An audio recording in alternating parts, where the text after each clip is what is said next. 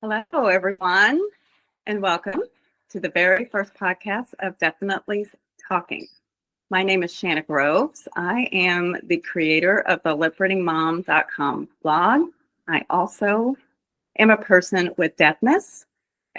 Actually grew up with hearing loss, and I have some lived experience that has made me want to have this platform of this podcast and be able to interview other people, such as myself, who have grown up with hearing loss or maybe acquired hearing loss or deafness later in life.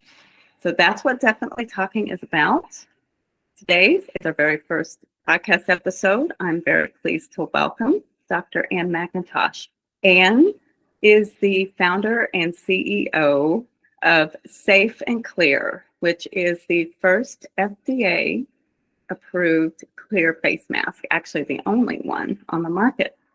Ann and I had the pleasure to meet about 5 years ago during the height of the COVID pandemic, when a lot of people were wearing face masks and I couldn't see their faces in order to lip read them. Ann was very gracious and reached out to me about her company and sent me some of her mask samples. So Ann, welcome. I'll let you do an introduction about yourself. Well, thank you so much, and congratulations to you on your first podcast. I'm excited about the future of Definitely Talking. Hope that this is going to be very, very successful for you in meeting your goals and helping other people to learn more about their own deafness and hearing loss, or working with and living with it if they have others in their family. So my experience pretty much parallels a lot of your experience with it. I was language delayed and speech delayed in preschool, and the teachers recommended that my parents go and have my hearing tested. So I went to an audiologist at age 4 and was found to have hearing loss in both ears. So I have central neural hearing loss in both of my ears. I wore a hearing aid in a K through 12 type environment. And this was back in the time where IEPs were really not around, captioning was not around, CART was not really around. So I was one of the ones who sat up in the front of the classroom and had all of the noise and the other students in the back. And I would watch and focus on the teacher. And that was a strategy that worked well for me. And then along the way, I learned a few other things like lip reading and so forth. So that's what I did through college and through graduate school. And then after I completed my doctorate, came back to my home state of North Carolina and got married, started my own business, and we started our family. And then it was really during the pregnancy stuff that I noticed another drop in my hearing acuity. So it was at that time that I decided to get a cochlear implant in my right ear, continue to wear a hearing aid in my left ear. So I'm both a cochlear implant and a hearing aid user like you are. And so that's pretty much the story about the hearing loss that I have. And I just want to compliment you on how eloquently you summarized your entire life up to this point. I think we do have some similarities. Your hearing loss was diagnosed when you were a young child. That is where the similarities end. I did have a hearing loss from an early age, but it was misdiagnosed. So very important for early intervention. And bravo to you, your parents, and your teachers who recognized that you needed that help. So, all right.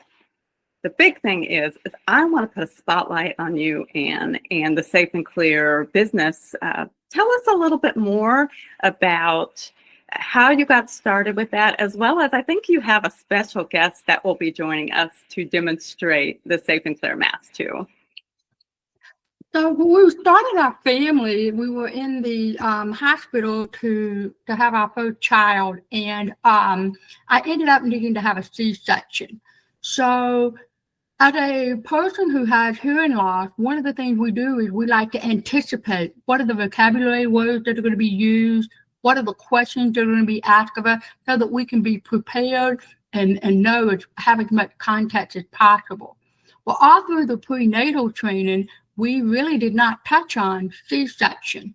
So when I ended up needing to go from the labor and delivery suite over into the OR, my day changed a little bit drastically there. I wasn't familiar with the C-section of the OR and the homes of the personnel, what kinds of questions they might ask of me. And I started running scenarios in my head. Okay, what if this? What's my solution? What if this? What's my strategy to cope? And all of the good communication problem-solving strategies that I had to work with in my communication toolbox were of no use in an OR when people are garbed up from head to toe, including wearing a covered mask. So I was not able to lip read very well. So then I started getting really concerned. What if they ask a question of me that my husband doesn't know the answer to? Could that hurt me? Could that hurt our baby? And so I was like, this is serious. I really need to understand what's going on around me. So this here is Flo. She's named after Florence Nightingale, and she is sporting our clear window mask for us. As you said, that this is FDA approved, FDA registered. It also has Health Canada approval as well as the Europe CE mark. So this mask can be used globally. It is 100% sourced and made here in the United States. So for those people who want to buy American-made product, this is a great mask to use for that. And it has this clear window piece, so it is a solid surface, so there's no viral or bacterial pathogens that are going to pass through that.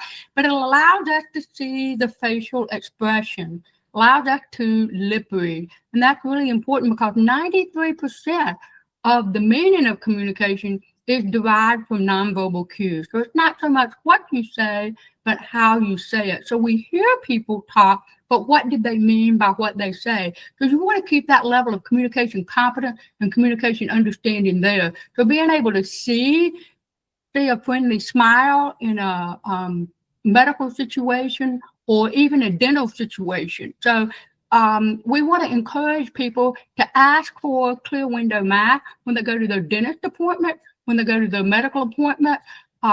For people who have hearing loss, maybe it's your spouse, maybe it's your child, maybe it's a neighbor. So it's wonderful for everyone to be able to see those facial expressions.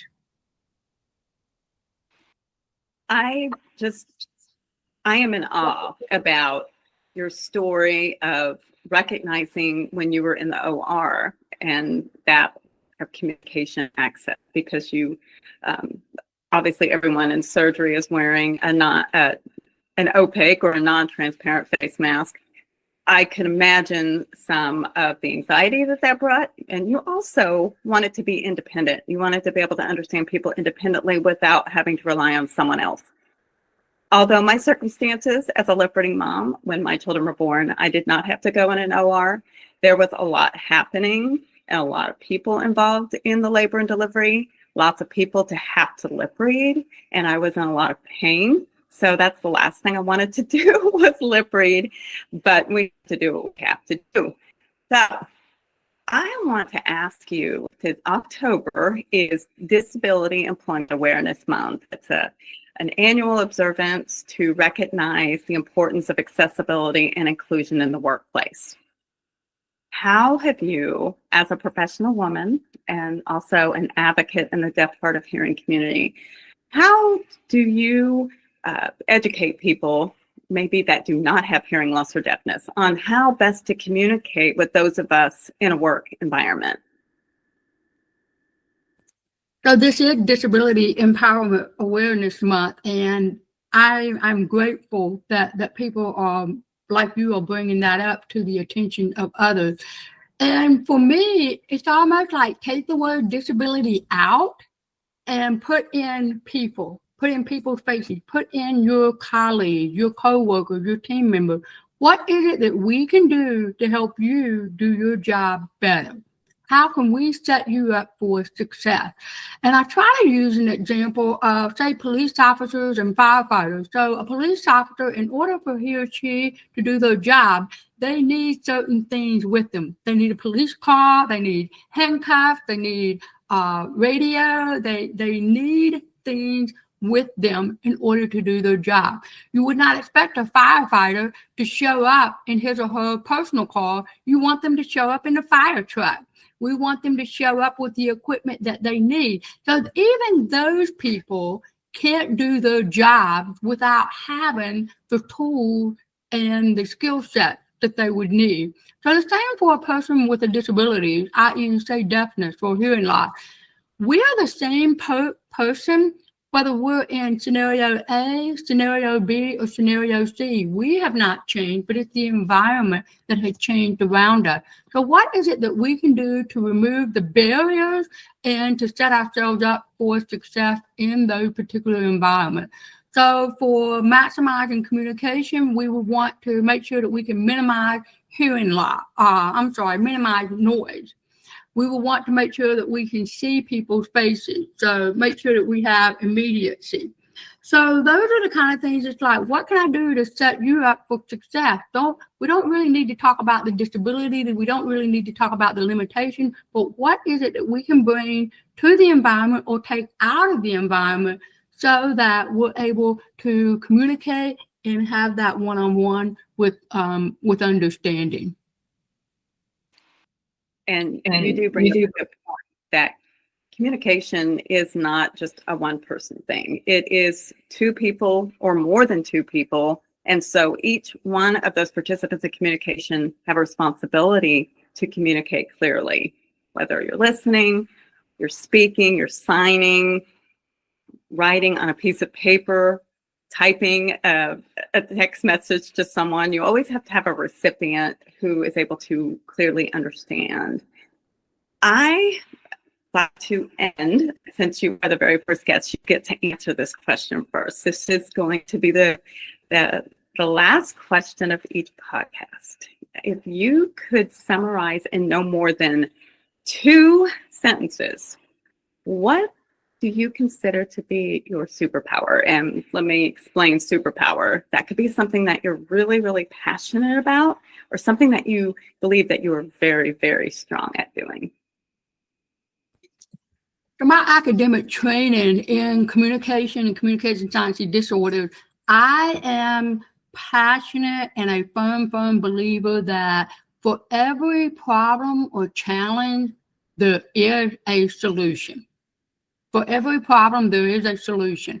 I just need to be smart enough, observant enough, humble enough to be able to figure that out and analyze that and to break that down. So whether it's to go in and repair the communication or to prevent the misunderstanding in the first place. But for every problem, there is a solution. I love that. And anyone who has a science background, or you talk a lot about the medical community, they're always confronted with problems that need solutions, and sometimes very quickly in life or death situations. And in your situation, to where you needed communication access in an operating room when you were about to have your child delivered, that you needed that communication access to. So I'm really pleased that you used your lived experience with hearing loss and deafness to bring a product that can benefit not only people who can't hear, but medical professionals, so that they could be understood clearly when they're wearing face masks, or people that need to see facial cues to understand speech, children, to help them feel more comfortable in a medical setting. They can see a medical professional smile. So thank you so much for coming up with that solution. And thank you for meeting with me today on our very first Definitely Talking podcast. Thank you so much for having me. I wish you great success. Thank you. And everyone, thanks for tuning in. Have a great rest of your day.